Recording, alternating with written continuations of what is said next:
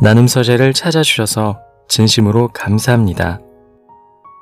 오늘도 지혜를 나누는 소중한 시간이 되길 기원합니다. 때론 눈앞의 일에 매몰되어 정작 중요한 것을 놓치곤 합니다. 일상이 잘 흘러가지 않는다면 잠시 멈춰서서 생각해 보십시오. 한 발짝 떨어져 바라볼 수 있다면 의외로 쉽게 문제의 답을 찾을 수 있습니다. 오늘은 이와 관련된 생각 나눔과 함께 책 인생의 절반쯤 왔을 때 읽어야 할 장자에 실려있는 이야기를 들려드리겠습니다.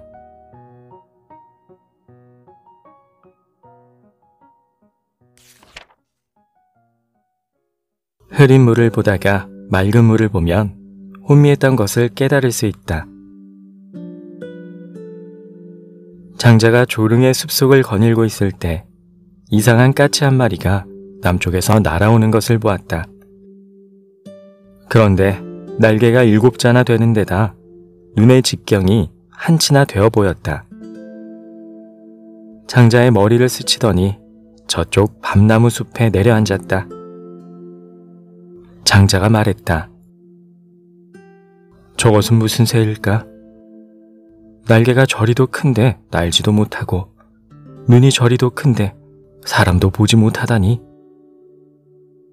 장자는 바지를 걷고 장걸음으로 그쪽으로 갔다. 그리고 활을 뽑아들고 그 옆에 서 있었다. 그런데 우연히도 한 마리의 매미가 시원한 그늘에 아무것도 모르고 흥나게 울고 있었고, 그 뒤로는 한 마리의 사마귀가 잎사귀에 숨어 매미를 노려보느라 정신을 쏟고 있는 것을 보았다. 그런데 그뿐만 아니라 그 뒤로는 아까 보았던 괴이한 까치가 이제는 그 사마귀를 노리느라 식욕에 타목한 나머지 얼을 놓고 있지 않은가? 장자는 소스라치게 놀라 말했다. 생물들은 서로가 이익을 위해 침해하고 남을 모해하다가 결국 자기가 위태롭구나. 화를 내던지고 돌아섰다. 이번에는 밤나무 단지 주인이 밤을 훔치는 줄 알고 뒤쫓아와 이유를 캐물었다. 장자는 집에 돌아와 사흘이나 우울한 채 날을 보냈다. 그의 제자인 인저가 그 까닭을 물었다. 선생님께선 요즘 왜 그렇게 우울하십니까? 장자는 차근하게 대답했다. 나는 외부의 사물을 지키느라 내 몸을 잊고 있었다. 마치 흐린 물을 보다가 맑은 물에 와서야 아까 내가 혼미했던 것을 깨달은 것처럼. 나는 일찍이 선생님으로부터 그곳에 가면 그 풍속을 따르라는 말을 들었다. 지금 나는 조릉을 산보하다가 나를 망각했기에 그 괴상한 까치는 내 이마를 스쳐가면서 나를 놀라게 했고, 또 밤나무 숲을 거닐다가 내 진실을 망각했기에 밤나무 단지 주인은 나를 도적으로 알고 욕을 보였다. 그래서 나는 우울할 수밖에 없었다.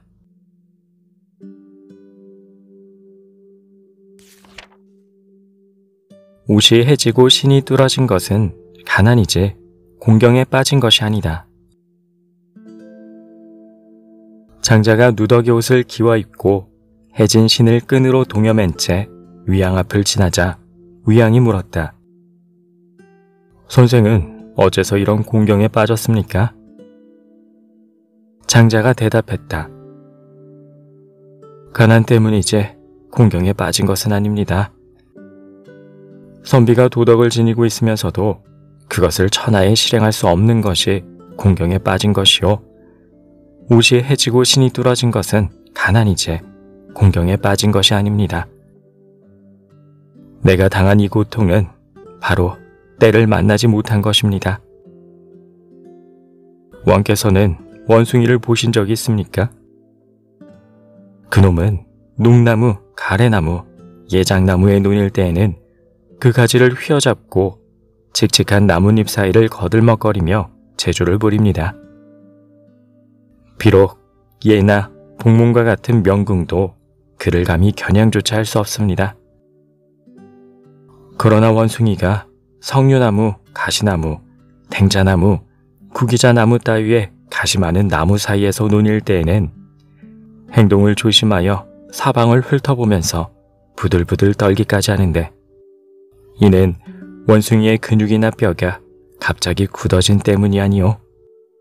원숭이가 있는 곳이 불편해서 그 재주를 충분히 부릴 수 없는 것입니다. 선비가 난세를 당해서도 마찬가지입니다. 지금 나는 어두운 임금과 어지러운 신하들 사이에 처해 있습니다. 공경에 빠지지 않으려 해도 어찌 병들지 않겠습니까? 난세에 처해 피곤을 견딜 수 없으면 살신의 재화를 면할 수 없으니 옛날 비간이 가나다가 가슴이 쪼개지는 형벌을 받은 것은 가장 좋은 징험이 되지 않겠습니까?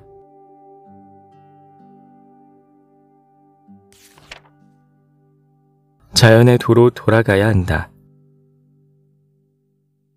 장자가 어느 날 산속을 거닐다가 가지와 잎이 무성한 큰 나무를 보았다. 그런데 나무꾼은 그 옆에 선 채 나무를 베지 않고 있었다. 장자가 그 까닭을 물었더니 쓸모가 없다는 대답이었다. 그러자 장자는 이렇게 말했다. 이 나무는 제목으로서 쓸모가 없는 탓으로 타고난 수명을 누리고 있는 것이다. 장자는 그 산을 내려와 어느 친구 집에 묵게 됐다. 친구는 반가운 나머지 하인더러 거위를 잡으라고 명했다. 그런데 하인이 물었다.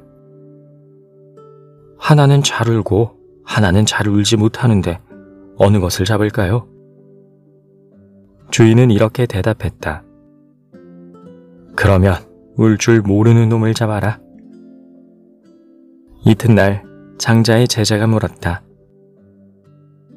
어제 산중에서 본 큰 나무는 제목으로서 쓸모가 없는 탓으로 천부의 수명을 누렸다고 하셨는데, 오늘 죽게 된 거위는 잘 울지 못하는 쓸모없는 탓으로 죽게 되었으니 선생님은 유용과 무용 중 어디에 몸을 두시려 합니까? 장자가 웃으며 말했다. 나는 유용과 무용 사이에 처신하려고 한다. 유용과 무용의 중간지대에 처신한다는 것은 도에 가까운 듯하지만 참다운 도는 아니며, 따라서 세상의 번거로움을 벗어나지는 못한다. 그러나 저 무위의 덕을 지니고 세상을 논이는 사람은 그렇지 않다. 그는 명예도 비난도 듣는 일이 없고, 어느 때는 용처럼 몸을 드러내고 어느 때는 뱀처럼 몸을 감추기도 하여 시대를 따라 변화하면서 어느 한 가지에 편중하는 일이 없다.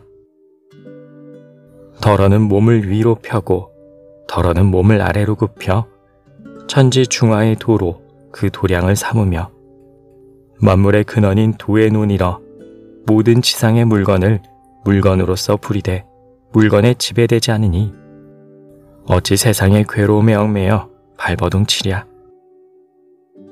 이는 바로 옛날의 성왕인 신농씨나 황제의 처세 방법이다. 그러나 만물의 이치나 인간들의 인습은 꼭 그렇지 않다. 만나면 헤어지고 이루어지면 무너지고 청렴하면 좌절당하고 지위가 높으면 남의 질투를 받고 무엇을 하려 들면 방해를 받고 어질면 남의 모함을 받고 어리석으면 속기 마련이니 어찌 세상의 괴로움을 벗어날 수 있으랴. 슬프다. 사랑하는 제자들은 명심하게.